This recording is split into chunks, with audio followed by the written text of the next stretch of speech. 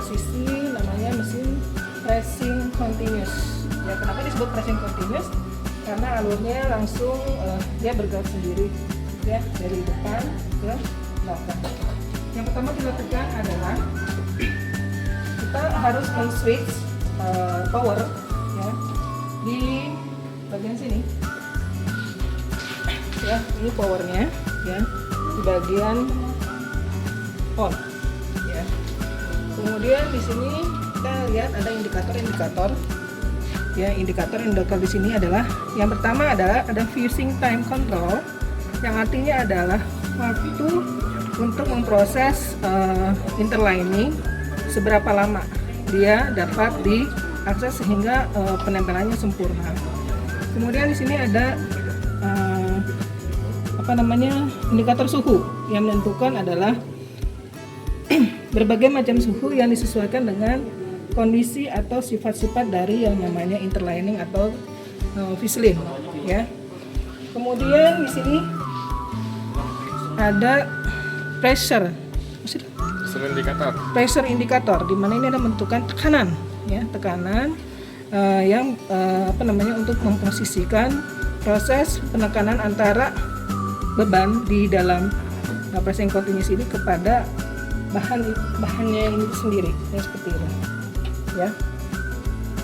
Kemudian yang harus diperhatikan dalam pressing continuous walaupun semuanya selain yang continuous maupun yang manual, yaitu harus diperhatikan adalah waktu, ya, using time-nya, kemudian suhu, ya, kemudian tekanannya atau pressure. Itu yang menentukan baik atau buruknya hasil daripada pressing, ya. Nah, kemudian di sini materialnya adalah kain, ya, kain utama yang digunakan untuk bahan utama pada proses komponen biasanya sih, ya. Ini komponen, ya. Kemudian di sini ada yang namanya interlining atau fusing. Untuk fusing ini banyak sekali ragamnya, banyak sekali macamnya. Disesuaikan dengan jenis materialnya juga, ya, jenis material kainnya. Dia tebal atau tipis, ya, disesuaikan juga, ya, sehingga kita bisa menentukan berapa waktunya, berapa suhunya, dan berapa tekanannya, ya. Jadi indikator ketiga itu harus tetap diperhatikan, ya. Di sini contohnya adalah kita akan mempressing atau memberikan pressing kepada material terhadap kain utama dan fuselin. Di sini kita lihat ini menunjukkan 12, ya. Berarti jalur dari awal sampai akhir itu adalah waktunya ada 12 detik, ya. Kemudian di sini suhunya adalah 100. Suhunya 100, ya. Kemudian di sini pressure-nya berapa nih kilo, ya? 0 kph. Ini menunjukkan di normal berarti pressure, ya, di normal. Di normal, tekanannya di kondisi normal, ya. Nah, kemudian sekarang saya akan memberikan ilustrasi, ya, bagaimana caranya kita menggunakan pressing continuous ini, ya. Nah, kita harus menentukan, ya, kita harus menentukan posisi daripada interlining ini terhadap material utama, ya. Kita harus memposisikan, jangan sampai seperti ini, ya, atau seperti ini, ya. Kita harus memposisikan dia benar-benar harus center, ya, sehingga tidak akan si penjahit itu tidak akan ragu dalam menentukan posisi jahitannya, ya. Nah, kita mulai saja di sini, ya. Yang harus diperhatikan juga adalah posisi interlining ini ada di permukaan atau ada di atas kain utama, ya. Berarti kita mulai.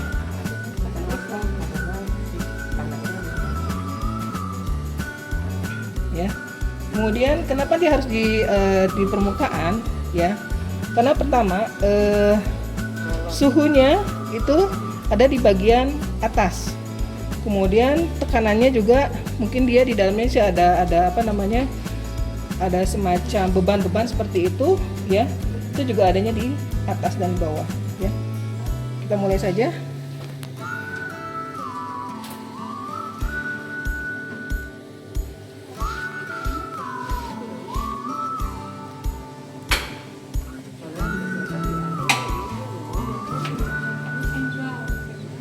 Nah, hasilnya seperti ini ya. Dia sudah melekat sempurna. Yang tadi kenapa harus diperhatikan ketiga indikator seperti suhu, waktu, dan tekanan, itu untuk menghindari terjadinya bubbling atau cacat pada kain ya. Karena itu akan berdampak kepada jenis-jenis cacat ya, bisa jadi terjadi major ya, yang akan terjadinya penolakan ya, penolakan bahan itu tuh sendiri ya. Setelah kita melaksanakan pressing ya, proses pressing ini, kemudian kita harus mematikan mesin. Yang pertama adalah semua indikator ini suhu kita kembalikan ke ranah 0 ya. Kemudian waktunya juga sama dikembalikan ya. Kemudian kita langsung ini dimatikan dan ini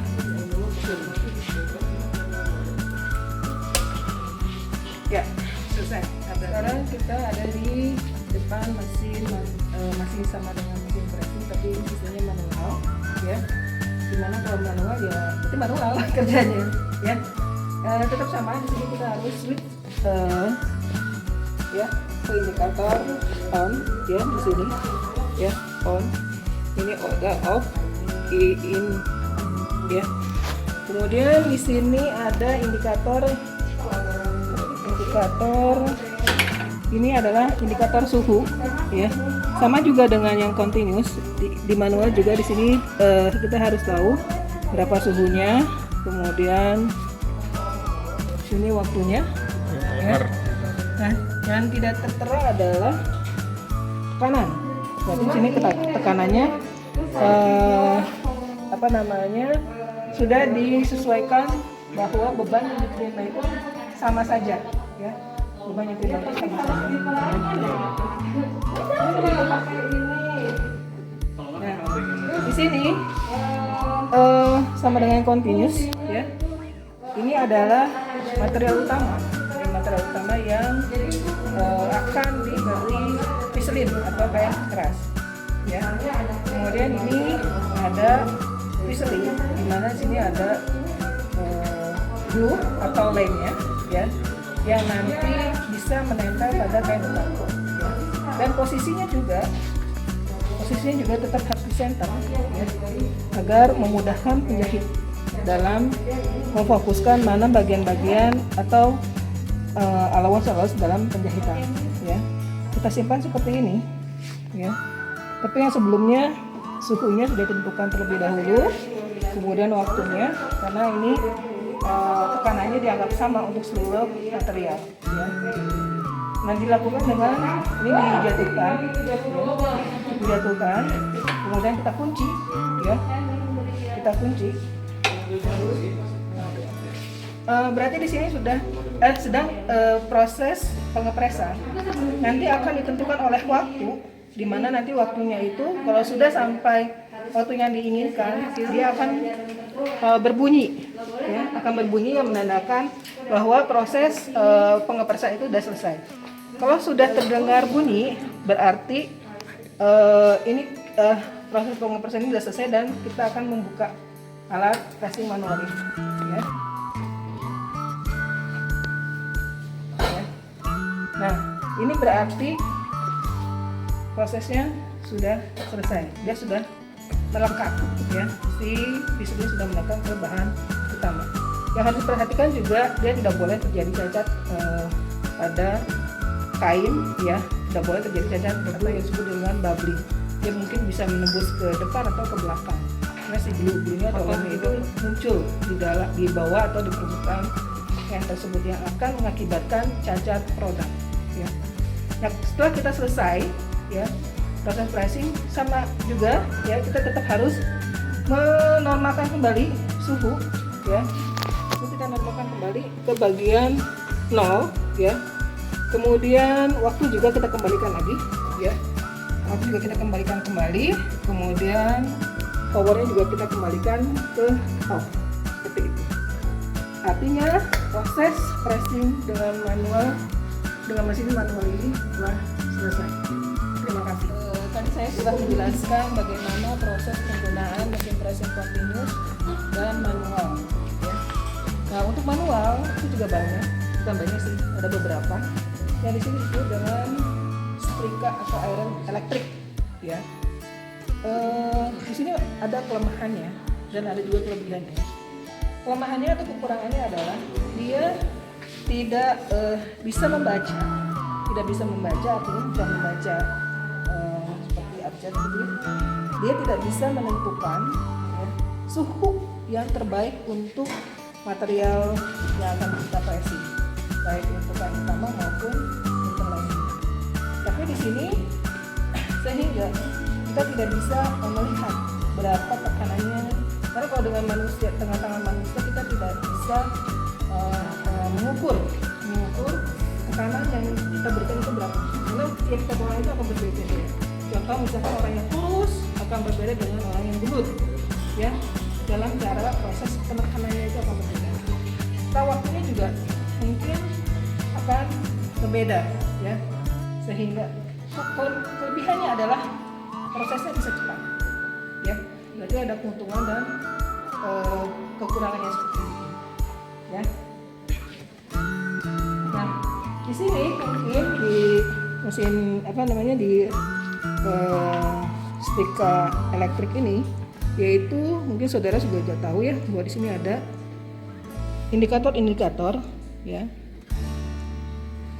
indikator dari berbagai macam jenis material ya, mulai dari katun ya sampai ke polyester, nylon seperti itu. Jadi kita harus pahami dulu, kalau yang seperti ini berarti kita harus paham dulu jenis material yang kita setrika atau kita pressing itu terbuat dari atau jenis seratnya apa. Ya kita harus tahu terlebih dahulu. Yang untuk sekolah tekstil mungkin paham ya, sangat paham. Tapi kan untuk setrika ini banyak di rumah-rumah ya, sehingga mereka hanya berpedoman terhadap pengalaman saja ya. Nah, kalau yang soal tekstil mungkin dia tahu mana, oh ini ternyata kayaknya polyester, berarti kita harus menempatkan posisi ini di bagian polyester ya, atau di material ini terbuat dari katun, berarti kita harus memposisikan bahwa tombol ini harus ada di katun ya.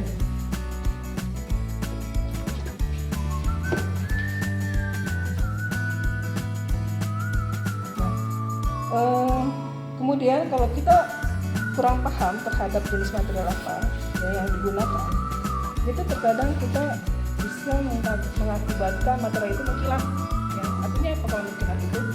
Bahwa suhu yang digunakan terhadap material itu tidak sesuai, yaitu berdampak kepada cacat produk ya. Itu permanen, tidak bisa diperbaiki. Kalau mau diganti ya dilem biru aja, nanti lem baru ya. Nah, sini juga sama ya. Kita memposisikan ini material utamanya, kemudian ini interlining yang ada bulunya. Kita tempatkan di center atau di tengah-tengah. Ya. Kemudian kita setrika. Nah, untuk memberikan tekanan yang sesuai, kita harus tidak boleh bolak-balik, kita harus searah ya. Seperti ini. Harus dilakukan searah untuk menghindari terjadinya bubbling atau berkerut seperti itu ya. Nah, setelah kita selesai ya, ini kita kembalikan lagi ke posisi off ya, dan posisinya harus berdiri karena ini masih kondisi panas ya. Kemudian kita cabut seperti ini ya. Proses pressing dengan menggunakan setrika elektrik telah selesai. Terima kasih.